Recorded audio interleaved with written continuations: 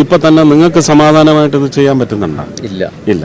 അപ്പോൾ പൂരപ്പറമ്പെന്ന് പറയുന്നതിൻ്റെ സ്വഭാവമാണിത്. ആർക്കും അവകാശപ്പെട്ട സ്പേസ് ഇല്ല, ആർക്കും അവകാശപ്പെട്ട ഒരധികാരവും ഇല്ല. എല്ലാവരും ഒരുപോലെ വന്ന് പങ്കുചേരുക.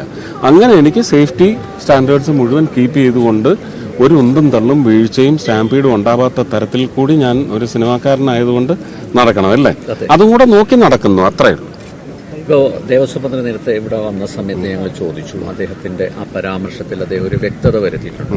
അതായത് മത ചിഹ്നങ്ങൾ ഉപയോഗിക്കാൻ പാടില്ല എന്നല്ല പറഞ്ഞത്, മതസ്പർദ്ധ വളർത്തുന്ന ചിഹ്നങ്ങൾ ഉപയോഗിക്കാൻ പാടില്ല. ഞാൻ പറഞ്ഞില്ല ഇന്നലെ. ഞാൻ എന്താ പറഞ്ഞ?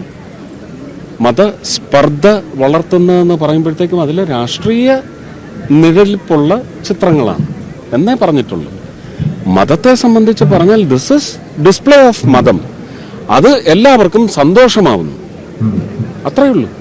അപ്പം മതമല്ലാതെ പിന്നെ എന്താ എഴുന്നള്ളിക്കേണ്ടത് ഇവിടെ?